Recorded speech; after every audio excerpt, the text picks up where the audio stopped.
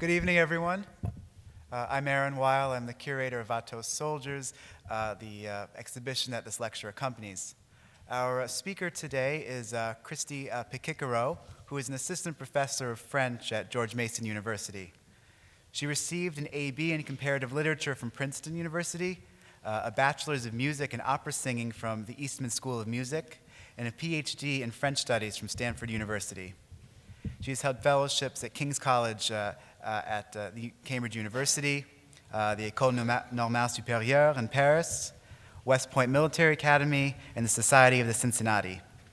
Her work on early modern French literature, history, and cultures of war has appeared in French historical studies, Renaissance drama, in the edited volume, France and its Spaces of War, Experience, Memory, Image. Her book, The Military Enlightenment, is forthcoming with Cornell University Press. Please join me in welcoming Christy. Thank you.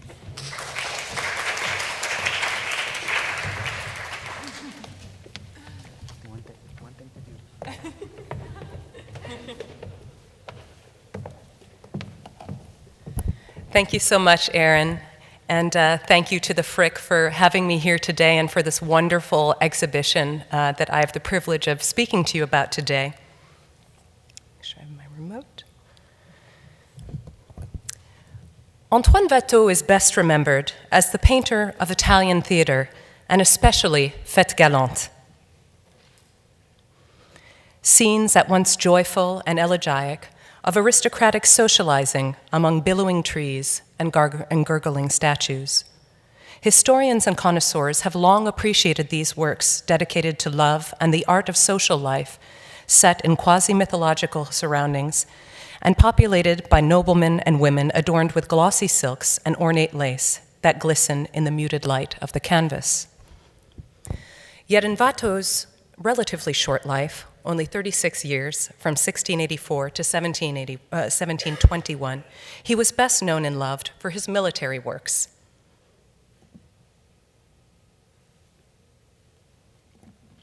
Based on the many copies made of his military subjects, their influence on painters of subsequent generations, the notable collectors who owned them, and the pivotal role that the paintings played in Watteau's career, scholars have concluded that the military works were not only more successful than the Fêtes Galantes during Watteau's lifetime, but that the 18th century viewers found them no less than riveting.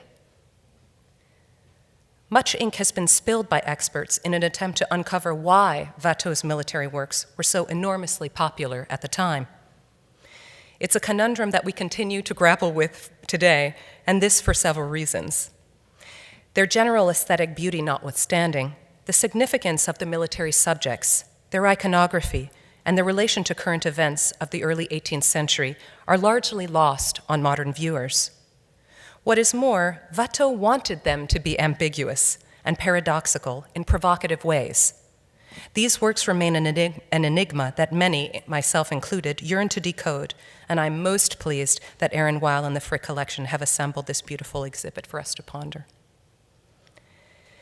As a specialist of early modern France, and more specifically of military culture during the French Enlightenment, I see a specific series of themes that Watteau engaged with his military subjects.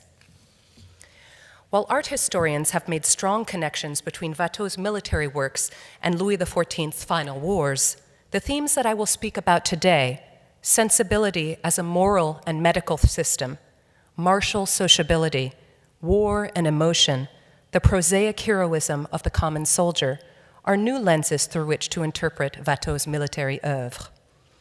Years poring over dusty, handwritten manuscripts at the French National Archives, National Library, and Archives of War preserved by the Service Historique de la Défense at the Château de Vincennes have revealed the relevance of these themes in 18th century military culture and policy, French Enlightenment thought and arts, and in the history of modern warfare. Watteau's enigmatic military works, I argue, represent these themes of what I call the military Enlightenment, and this at the very moment of its inception. This exploration leads us backward and forward in time, from the years in which Watteau created his military works, and also through several bodies of history, political, military, cultural, medical, and art history, with a bit of philosophy as well. Through the accumulation and juxtaposition of these frameworks, I hope to provide insight into Watteau's military works in two ways. First, by shedding light onto the dynamic historical context that shaped them, and second, by showing how Watteau impacted his time through ingenious and thought-provoking representations of the ambiguities, injustices, and pathways toward humanitarian progress that existed in the space of war of his epoch. A first question beckons us in this query across time. What did Watteau know about war? Born in the city of Valenciennes in northeast France, right on the border with modern Belgium, Watteau knew war, as did his parents and his grandparents before him. Valenciennes was located in one of the most war-torn geographies of Western Europe in the 16th and 17th centuries. In the mid to late 1500s, Valenciennes was part of the Spanish Netherlands, or Low Countries, and was a hub of violent Calvinist and Protestant resistance.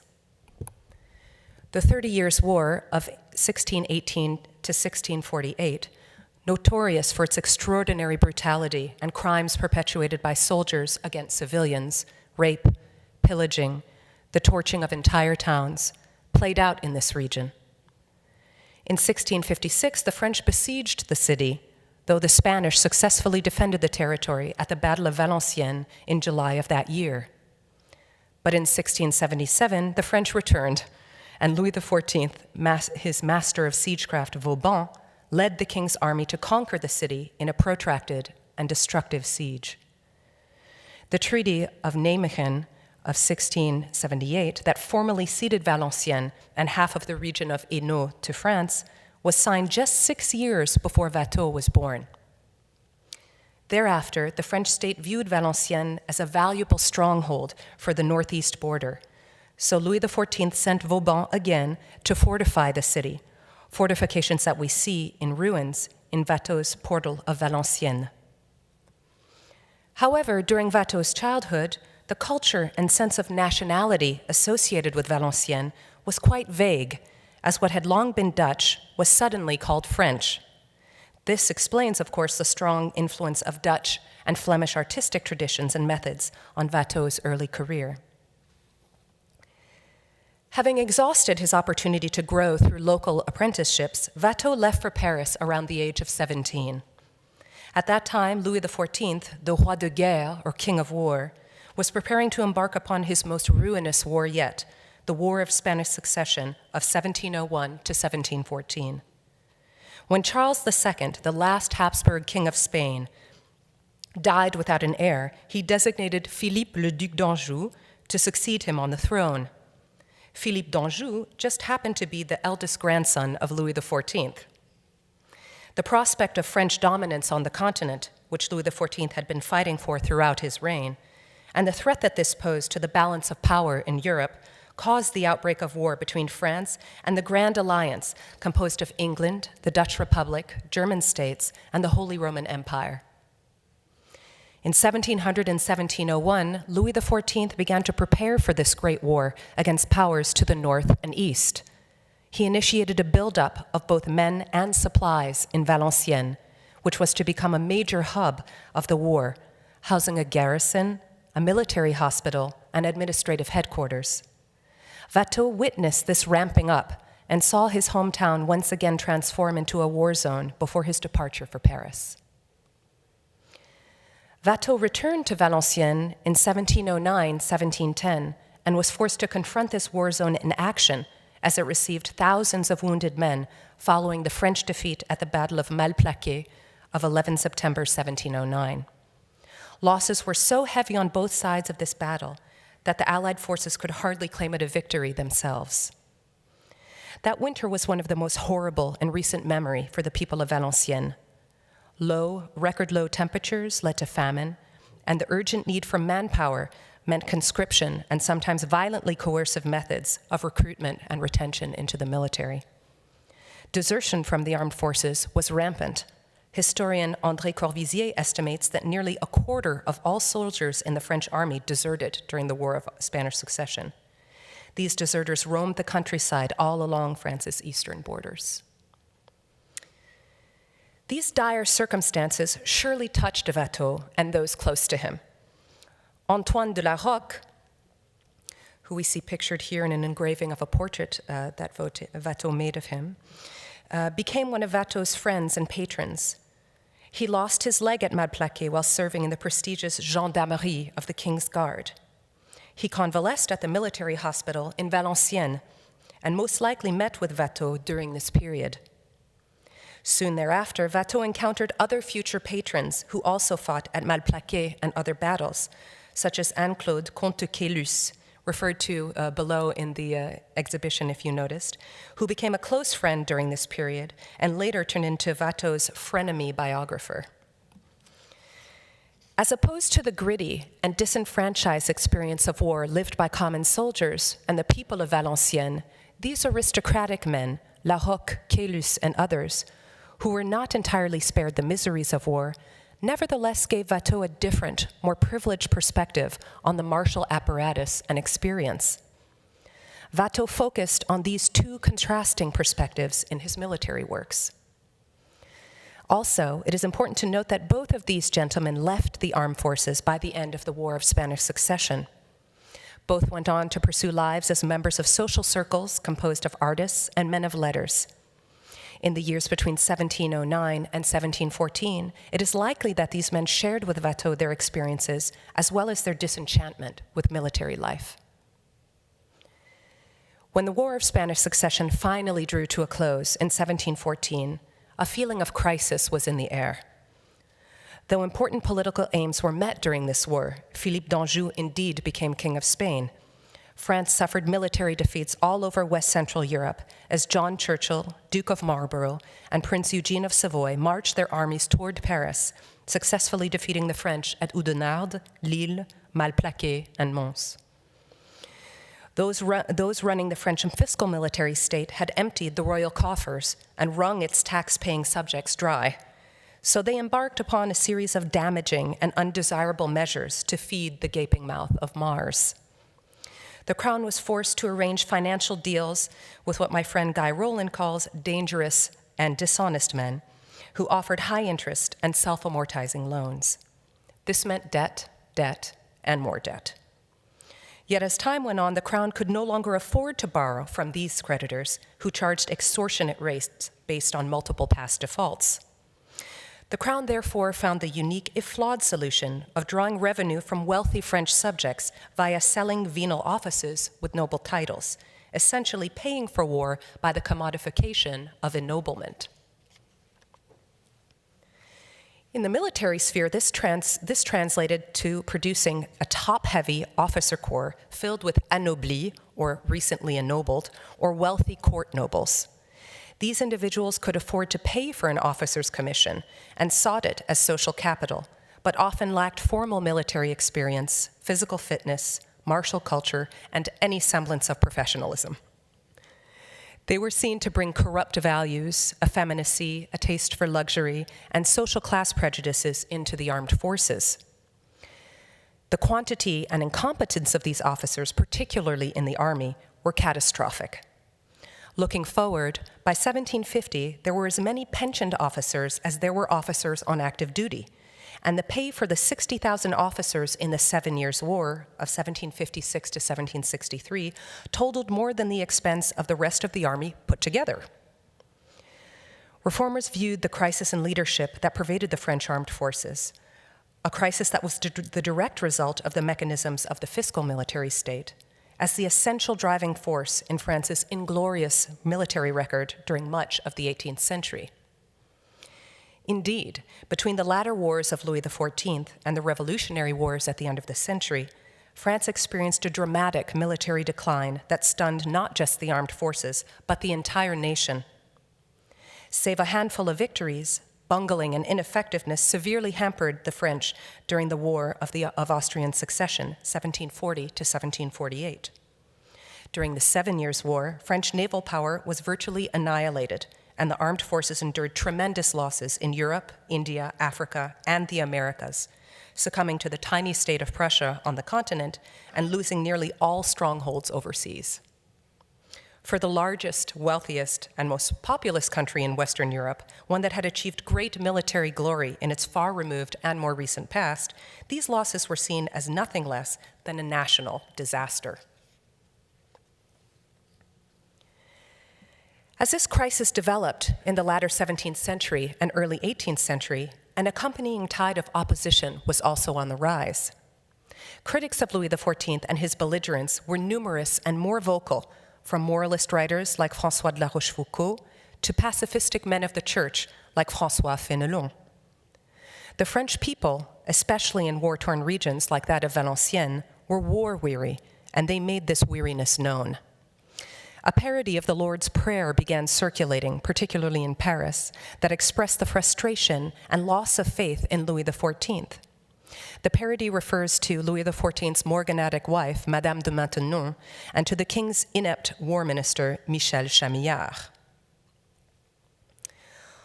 Our Father, which art at Versailles, thy name is no longer hallowed. Thy kingdom is no longer great. Thy will is no longer done on earth or on sea. Give us our bread, which we lack on every side. Forgive our enemies who have beaten us, and not thy generals who have allowed them to. Succumb not to the temptations of La Maintenon, but deliver us from Chamillard. Toward the end of the War of Spanish Succession and its aftermath, a period of profound soul-searching about war and the military machine bubbled forth. As Columbia scholar Madeline Doby has remarked, this period saw the appearance of the first true meta-discourse on the aims and effects of war. And this meta-discourse became what I call the military Enlightenment. The military Enlightenment was in part philosophical, contemplating the nature of war and its rightful conduct, ideal martial characteristics, the relationship between military service and citizenship, and the costs of war in economic, political, moral, physical, and emotional terms. The military Enlightenment was also practical and technical, aiming to effect palpable change in the mentalities and practices pertaining to behavior, uniforms, weaponry, tactics, drill, and military medicine. Dialogues and debates of this strain of enlightenment were not bounded to the monarch's chambers in Versailles, nor were they confined to the Army, Navy, and their administrations. They engaged a far greater public: philosophes, the public intellectuals of the day, literate elites, playwrights, poets, novelists, political theorists, historians, doctors, mathematicians, engineers, and yes, painters, like Watteau. The meta-discourse was vital for members of the aristocratic noblesse d'épée, or nobility of the sword, like some of Watteau's friends and patrons, whose cultural identity and justification of socioeconomic privilege were tied to warfare. They were also crucial for common folk of France who watched their sons march off to war, lodged soldiers in their homes, and shouldered the tax burdens that financed the many wars of the 17th and 18th centuries. War and the military were, in the most pervasive and profound sense, areas of national concern.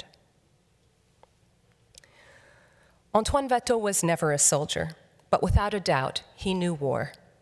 He had seen its destruction of landscapes, civilians, soldiers, and officers. Through his patrons and their social circles, he came to know men of letters and martial thinkers who expressed their critiques of the military system and of war altogether. Watteau himself has been labeled a libertin d'esprit, a free thinker, and an avid reader who was open to iconoclastic views of the time, all the while knowing the limits of good taste and the preferences of his patrons. Watteau brought this background to his military works: 12 paintings, 30 drawings, and numerous sketches, and much of this is downstairs in this wonderful exhibition that we're fortunate to see, all dating from around 1709, when Watteau went home to Valenciennes, to sometime between 1712 and the close of the Spanish War of Succession, the War of Spanish Succession in 1714. Looking at Watteau's red chalk sketches of soldiers, one is immediately struck by four things. First, we notice quite simply their categorization into studies of soldiers at rest, or soldiers in movement. Second, and importantly, none of these soldiers are sketched in the throes of combat. Rather than triumphantly marching into battle, Watteau sketched them tying their shoes, or watching someone else tie their shoes. He sketched them walking away, pointing, standing, sitting, reclining, daydreaming, sleeping, or preening in the sun. Third, we notice that none of these men appear to be high-ranking officers who often went to battle in the sumptuous garb of their choosing. Watteau's military men are not noblemen of high military command or men of the king's elite units. Rather, they are commoners serving as soldiers or poorer provincial noblemen serving as non-commissioned officers. If Watteau became interested in the finery of aristocratic ladies and gentlemen in the fête galante, he was also clearly fascinated by the coarser fabrics and apparel of the military uniform in the late 17th and early 18th centuries. Osprey Publishing out of London houses a men-at-arms series of detailed information and colored plates of military uniforms during the reign of Louis XIV. These uniforms were constantly redesigned. They grew increasingly simple and colorless for common soldiers, moving toward a neutral gray. Something attracted Watteau to these individuals in standardized uniform, and also, importantly, to the political circumstances surrounding them. Fourth and finally, one is struck by the apparent realism of these drawings.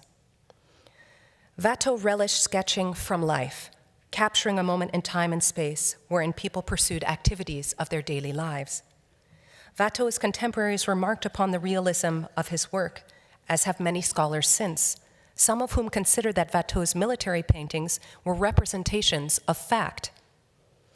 However, one must use caution when making such assumptions, for as one art historian aptly remarks, naturalism or realism in art is always a relative designation. All art is artifice, actively constructing rather than passively reflecting the real. You may have noticed yourselves in looking at the sketches and paintings in the exhibit, and certainly Watteau scholars have noticed for some time, that he took his sketches from life and reused them in his paintings, changing their positions, placing them into different contexts, creating new meaning through composition. Aaron Weil has investigated Watteau's military drawings and paintings to illustrate this, and he's generously allowed me to share some of his slides with you. This work, The Respite of War, is not downstairs, but we'll begin with it to see how these four sketched soldiers have been put together in a different formation in this work.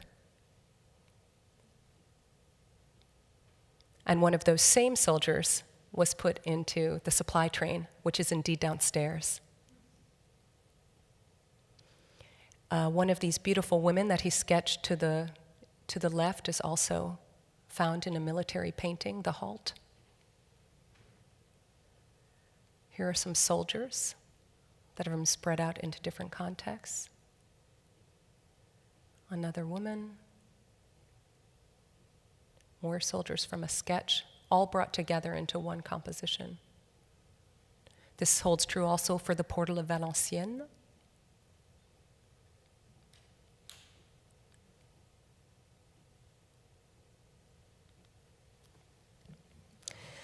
Given these observations, it is sure that these paintings are not direct photographic representations of a specific moment in time and space. They are not a facsimile of reality, but a construction of reality that the artist creates with purpose.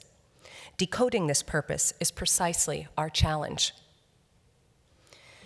In addition to the realist interpretation, two perspectives have dominated hermeneutic discourse. First is the notion that Watteau's military paintings are best understood as Northern, meaning Dutch or Flemish, genre paintings. As its name indicates, the approach to this tradition is generic. Artworks do not feature specific people, places, or events, and thus portray simple, quotidian, or habitual occurrences in life. By the time Watteau created his military works, there was already a strong tradition of painting military marches, halts, and encampments, though never combat, among Dutch and Flemish artists. Oliver Banks has studied this lineage, which begins in Holland of the 1620s, with works by Willem Doyster and Peter Koda. The Frick collection contains one such preceding work by Philips Wouwerman, The Cavalry Camp, dating sometime between 1638 and 1668. You can examine this painting here in the collection or on the Frick's website, which allows for an extreme high-resolution zoom so that you can observe it in great detail. It's a wonderful feature. Wouwerman's work demonstrates the conventions of this type of military painting. The scene does not depict battle or heroic ideals and does not display any ideological undertone. It is a picturesque scene of cavalrymen at a camp. The main action is in the foreground, though there is a view of the middle ground and background, which are increasingly nebulous in form and muted in color. This draws the eye forward toward the figures up front, a gathering of horses and cavalrymen. Some are chatting, some are drinking outside of a libation tent, referred to in French as a buvette, which was typically marked with a wreath. There is a mother smiling with her young child in her arms as a cavalryman looks on benevolently. Some men are seated near a fire, others recline next to a tree or on the ground next to their horses. A series of directed glances, heads cocked while listening, and benign or friendly faces convey a sense of social conviviality, care, and lightheartedness between the individuals of the camp. Such military paintings were very popular among middle to upper class patrons who sought appealing, inoffensive scenes to display on their dining room walls. Would that I could. The content of these works was calibrated to this bourgeois taste. Military genre paintings in this tradition also featured soldiers as types. Artists like David Teniers the Elder and Willem Doyster often pictured them as merry drunks or flirtatious revelers. We see precisely this caricature in Jean-Baptiste Pater's red chalk sketch, Standing Soldier with a Pipe, circa 1725 to 1730. Pater, who was Watteau's pupil, was particularly well known for his bawdy camp scenes, depicting joyously inebriated soldiers fawning upon prostitutes, who were a constant feature of any military camp, despite Louis XIV's regulations banning most women from armies on campaign. Looking at Watteau's work, such as the Supply Train of 1715, it is immediately clear that he departs from key elements of the Northern genre painting tradition. While he follows compositional conventions with regard to the foreground, middle, and background, none of his soldiers fall into unidimensional types, such as the happy drunk or playful Lothario. Social interactions are present, but in some way subdued, as are the facial expressions of the figures in the paintings.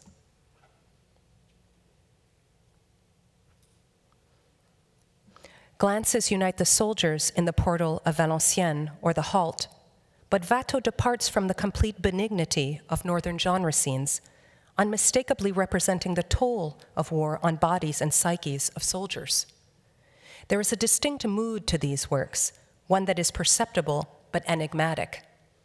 The features, symbolism, and stakes of Watteau's military works are far different from those of his predecessors or his successors, like Pater. Though it clearly influenced Watteau's military oeuvre, it is not simply Northern genre painting. Other scholars have swung to another, perhaps equally extreme stance, pitting Watteau as a subversive and biting critic in the mode of late 17th century moralists or the 18th century philosophe like Voltaire, who was only 10 years younger than Watteau. One scholar sees him as a brazen rebel against Bourbon absolutist policy pertaining to Louis XIV's wars of glory, or gloire, and treatment of Italian comedians. Another scholar labels Watteau as an anti-war, although not anti-military, activist, who unfurled a pacifist agenda through his treatment of military subjects. While these interpretations are analytically tenable, I think that Watteau's approach is far more complex and indeed elliptical or purposefully opaque. Watteau brought an absolutely unique set of qualities to his military oeuvre, which is why it is so important for us to recognize and contemplate these works, as the curators of the Frick allow us to do. Watteau was a master of keen observation of materiality, but also the immaterial aspects of human life in social and psychological terms. He was not trained in the academy, but was nevertheless so fully aware of different artistic traditions and conventions that he could play with them, recombine them, or purposefully eschew them.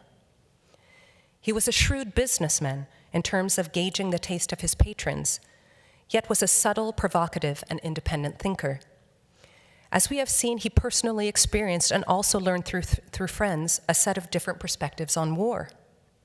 During the time in which he created his military works, his inner circle in Paris was composed of ex-military men, artists, men of letters, and powerful, well-connected patrons who participated in kindling the first embers of French Enlightenment discourse. Watteau may not have been a peintre savant in the mold of Rubens or Poussin, but he was a man of his moment in the artistic frameworks and cultural references that informed his worldview and creations. Watteau's soldiers, and particularly their bodies, begin to take on rich meaning in this context. Watteau was not interested in the heroic body as typically represented in the tradition of military painting that Louis XIV had long favored. As a part of the propaganda machine behind what Peter Burke has called the fabrication of Louis XIV, the Sun King employed a veritable legion of artists to promulgate his image as Louis le Grand, Louis the Great, and Louis le Roi de Guerre, Louis the King of War. Charles Lebrun and Adam Franz van der Meulen were central players in this effort, and van der Meulen was in particular recruited to serve as the king's battle painter. Van der Meulen conventionalized what is referred to as the topographical tradition, which scholars have shown follows a compositional formula and realist aesthetic in order to make propagandistic imagery appear as journalistic record.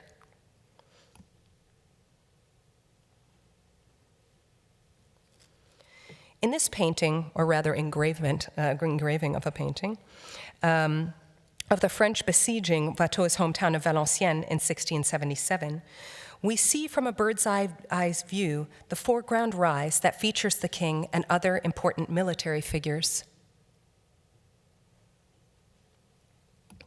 The king is recognizable, though his presence is not exaggerated, such that the painting maintains a realistic air. Louis XIV supposedly rejoiced in exclaiming to viewers of these paintings something to the effect of, "Oh, there I am, I recognize myself," as if he discovered his likeness by surprise in this factual image. The middle ground swirls in a bowl effect, depicting the French army in action. Where's my light? And connecting the image of the king to the conquered territory pictured in the background, over which he has become the legitimate ruler. Heroic bodies in martial action preside over a landscape that symbolizes Louis XIV's military and political prowess. Watteau, of course, avoids and indeed subverts most elements in this tradition. In examining the line of march, which has darkened with age, but less so than I thought. So I really encourage you to go downstairs to the exhibition after this talk. This is one that you'll want to stand in front of for a few minutes. We see a kind of playful mocking of the topographical genre. The conquered or embattled lands are hazy and unidentifiable, and the connection between the foreground and background is not established, thus negating its typical symbolism of legitimate domination. The foreground is featured, though only two figures have their faces turned toward the direction of the viewer, to the left of the painting.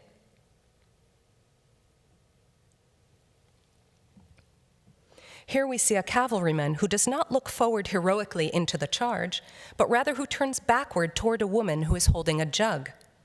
It is unclear whether the cavalryman has unsheathed his sword in order to fend off amorous gestures towards this woman coming from the man seated to her right, or rather, as some scholars have seen it, the scene could be more tender as the cavalryman turns back to take a final look at the woman, a wife or mistress, that in truth he does not wish to leave. Either way, the main action of the foreground is not a representation of French military and political prowess, but rather a domestic scene of rivalry or of melancholic departure. Julian Plax suggests that Line of March might have been a direct reference to Lebrun's work, The Canal at Bruges, pictured here in an engraving, a scene from the royal tapestry series, L'Histoire du Roi, that Watteau's contemporaries would have recognized. Plax points out that Watteau's painting is a mirror image of the canal.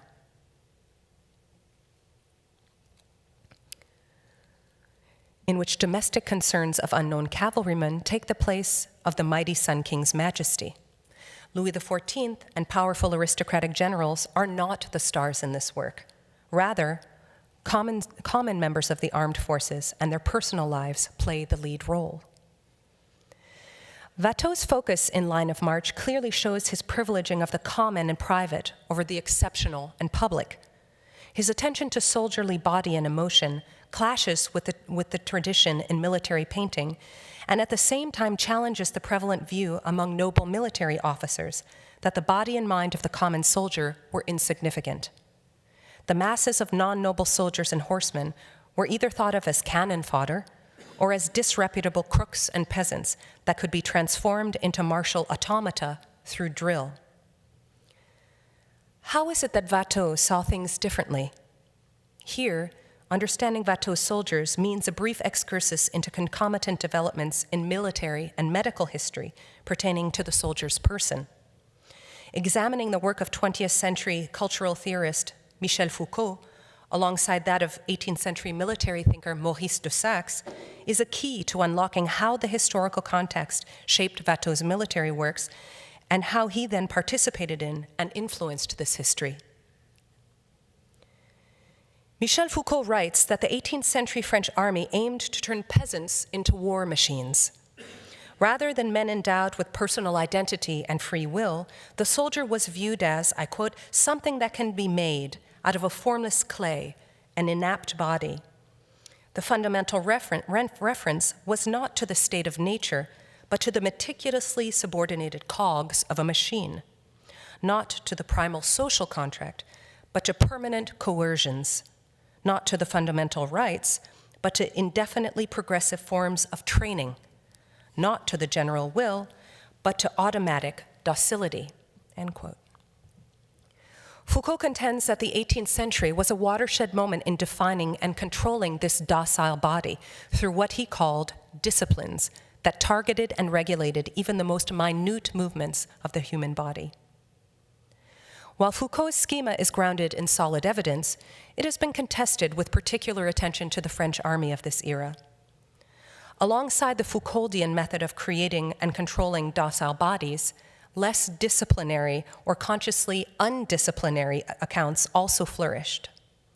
Marshal Maurice de Saxe, one of Watteau's age mates who also fought in the War of Spanish Succession, is one such case. In his famed work, Mes Rêveries, written in the 1730s, Saxe wrote, I quote, "It is easier to take people as they are than to form them into what they should be. We do not command people's opinions, prejudices, or wills, and my goal is not to lay down rules," end quote. Saxe rejected the soldier as automaton from both epistemological and practical standpoints. He did not believe in Louis XIV's cabinet war, based on theoretical calculations and led from behind a desk, nor did he believe in the total manipulability or dependability of men. In war, he wrote, one cannot advance an opinion and determine its success without considering that success depends on an infinity of circumstances that human prudence could never predict. One should not suppose that men will always be brave, since troops' valor changes daily. It was the officer's task to know how to guarantee his troops through positions, dispositions, and the enlightened traits that characterize great captains. For Saxe, exhibiting enlightened traits meant advocating for a humane and empirical approach to this infinity of circumstances, including and especially as pertains to the troops themselves. He therefore advanced a new framework for military leadership that centered on a moral imperative, that of compassion, and a deeper understanding and acceptance of the human being. For Sachs, an important part of being an enlightened officer meant examining questions of soldierly health. He bemoaned the pitiful state of soldiers' uniforms. They didn't usually look as good as they are in the sketches. Complaining that their tattered clothing and rotting shoes were not only uncomfortable, expensive, and useless, but also unhealthy. Once the rainy season began, the soldier's head is never dry, he complained, and he has no change of clothing. His pants, shoes, and feet rot together, such that this poor soldier is soon sent off to hospital. Sachs evoked compassion in discussions of tactics, for example, urging fellow officers not to deploy combat formations that staggered small groups of infantry within cavalry units. This is worthless, he claimed. The weakness of this order intimidates your infantry troops because these poor, miserable men feel that they are lost if the cavalry is beaten. Through his usage of the word poor, or pauvre in French, Sachs signaled the importance of compassion in military functioning and designated to whom it needed to be directed. Maintaining a compassionate perspective led him to focus on the second key conceptual pillar of his approach that he called the human heart. He did not define the human heart as an organ, but as a mind-body complex amalgamating emotion, psychology, physical reflexes, and instincts. The roots of Sachs's concept of the human heart dated to the work of 17th century physicians like Guillaume Lamy and Étienne Simon de Gamache. They grounded their analyses of anatomy, movement, and the human heart in a medical science of sensibility, or sensibility. In France, the science sprouted from physicalist theories of emotion and sensationalist concepts of the body, knowledge, and identity advanced by John Locke and later David Hume and Étienne Bonneau de Condillac. These philosophers posited the body as a sensible organism due to its receptivity to impressions from within and without. Sensibility was a unifying force that established internal links between molecules, body parts, body and mind, as well as external connections between the body and its surrounding world. Sensibility was also a capacity for compassion or fellow feeling, a built-in moral compass and sensitivity that induced humanitarian sentiments. By the mid-18th century, a shift in medical and military thought occurred in association with sensibility.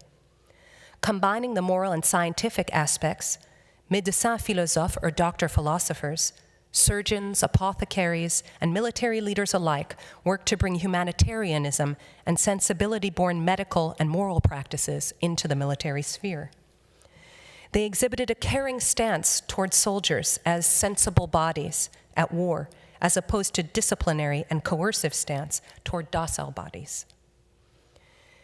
Taking a medical perspective on France's poor military performance, they were part of what has been touted a military medical revolution that worked to improve healthcare for soldiers and to alleviate the causes of psychological stresses on them, from faulty tactics like the one mentioned by Sachs, to homesickness, and most especially the abusive behaviors and lack of sociability demonstrated by noble officers.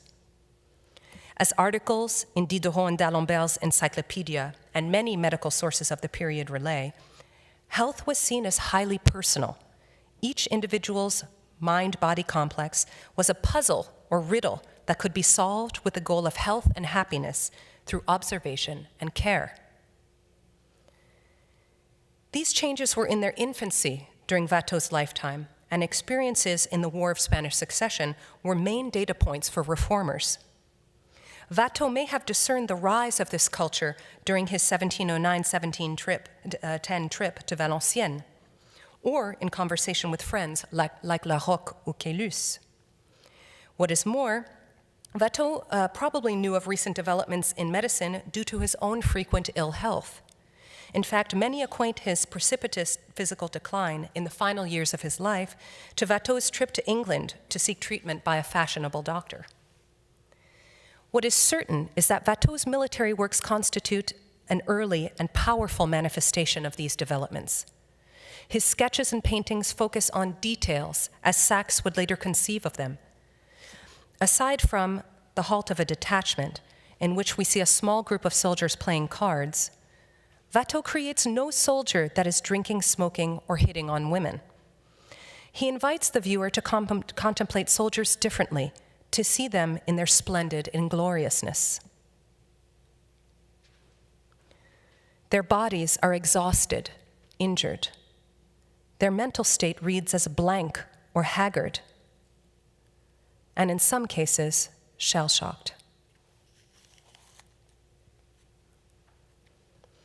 There is an ominous sense of isolation that shrouds them despite their collective setting. The sight of them conjures a plethora of questions. What are the stories behind these injuries? Where are these men from, and what led them to the undesirable fate of serving as soldiers in the War of Spanish Succession? What is each of them thinking? While my brilliant friend and colleague, Aaron Weil, sees Watteau's emphasis on the opacity of each individual soldier's interiority as a sign of the impossibility for people to actually know one another, I read this differently. Rather than representing an insurmountable barrier, I see the soldier's opacity as a sign of the puzzle or riddle waiting to be solved.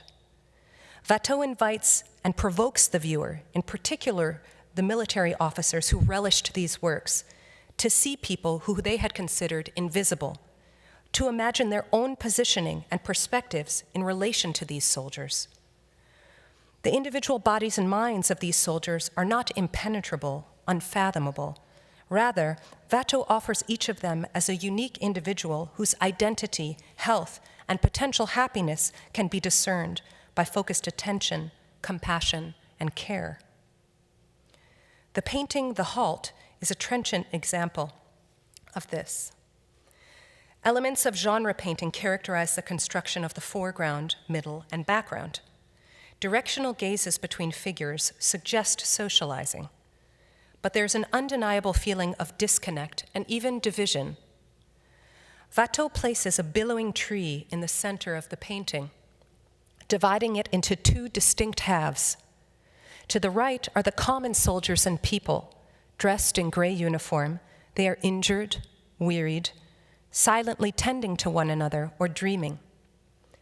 Two men look towards a woman with child who is seated front and center. She's probably a soldier's wife.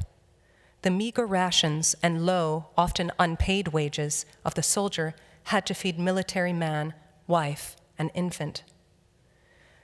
To the left of the tree is another scene altogether. Officers donning colored uniforms socialize with one another alongside what appear to be noblewomen dressed in far greater finery than their counterpart to the right. They do not have children with them, indicating that they had the means to hire a wet nurse or governess. The officer in the red coat extends his arm to command something of his valet, who is kneeling on the ground. It is not the soldiers who are engaged in drinking and merriment, but the officers. They are conversing, smoking, and Watteau has strategically placed the buvette tent on this side of the painting. And you can see that in the background here with the wreath. Watteau creates a series of contrasting, mirroring effects in this composition. The gleaming white face of an aristocratic woman, whose visage may have been powdered and certainly had not been touched by the sun, is mirrored by the white head covering of the commoner woman, highlighting her modesty. The two men extending their arms at the extremes of the foreground do so for very different reasons. One commands, while the other seems to reach out to check on a comrade who could be sleeping, hunched forward in pain, or doing some unseen activity with his hands. The eye is also attracted to the mirroring of the officer pointing in command and the man standing behind to the right of the tree, who also gestures outward. He does so to indicate the mess tent, a place of sustenance, as opposed to the officer to the left who issues orders. The mess tent also mirrors the buvette tent, the former indicating a place to satisfy one of humankind's basic needs, while the other represents leisure, one that perhaps the figures to the right of the tree could not afford. Amongst this division and mirroring, Watteau infuses a sense of tension and a sense of potential. one soldier in gray leans toward the more aristocratic, powerful, and privileged side of the tree. One can read this subtle insertion as a kind of what if. What if the officers and noblewomen turned their heads and looked at him? What if nobles extended compassion or sociability toward common soldiers? What if the officer's arm reached out in care rather than self-entitled command? Elliptically, Watteau forces pointed contemplation. If line of march and the halt are pendants or partnered paintings, are we not meant to see the lives and the injustices done to the true protagonists of the French military effort? The same invitation occurs with recruits going to the regiment, which is the pendant of halt of the detachment. Here, Watteau depicts a crooked march of bodies that are decidedly undisciplined in the Foucauldian sense. Is it because they have been conscripted against their will? Are their bodies meant to communicate physical exhaustion and mental anguish? Is this a playful representation of the drastically undertrained and underprepared soldiery and officer corps that marred military effectiveness in the War of Spanish Succession? Following an officer on horseback, the men walk in pairs in mirror reflections of one another, as if in a dance. But is it a danse macabre, announcing the certain death of these soldiers? Or is it a jovial suggestion of humanity and life, triumphing over death and disenfranchisement? Watteau literally caps this ambiguous scene with an equally ambiguous symbol, a rainbow. This rainbow could be the biblical rainbow of Genesis, representing God's promise to Noah to never again flood the world and kill nearly all living beings. Or rather than a hopeful rainbow, is it that of Greek mythology, Iris, messenger of the gods, delivering news of divine wrath and war, as she so often did to humans below? Or perhaps somehow both at once, since in another version of this image, there is actually a double rainbow.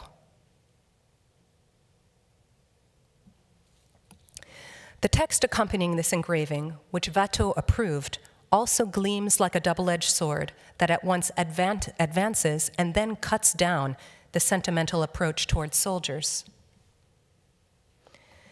They complain to each other, no doubt, about the hard and exhausting route. But at the camp where they will rest, at the expense of the first village, they will know how to make up for the fatigue of the trip. Watteau's recruits are as much victims of the crimes of war as they are perpetrators. As Napoleon Bonaparte would later say, "Je ne connais pas la guerre à l'eau de rose." I know of no rose-colored war.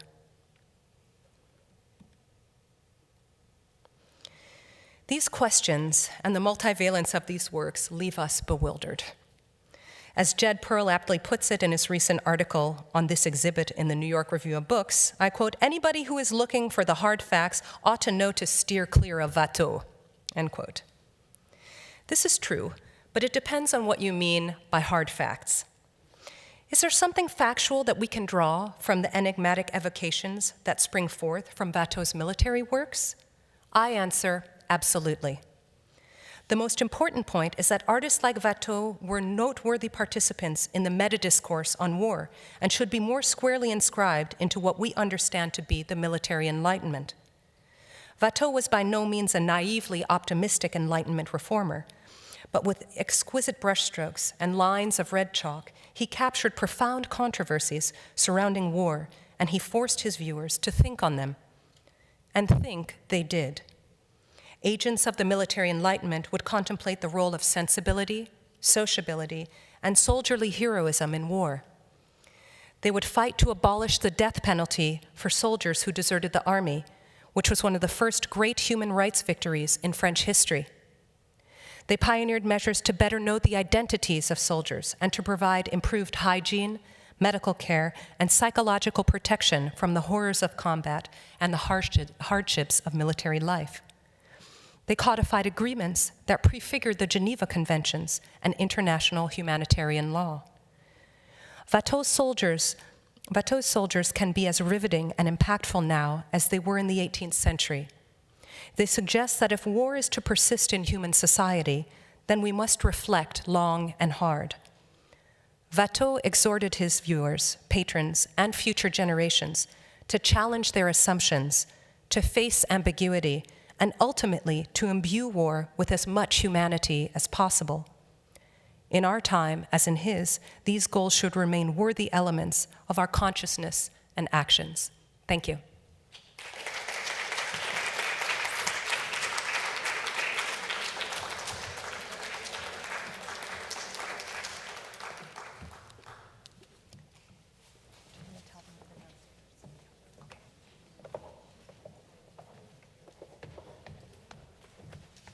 Thank you, Christy, for opening up those works in such a rich and compelling way.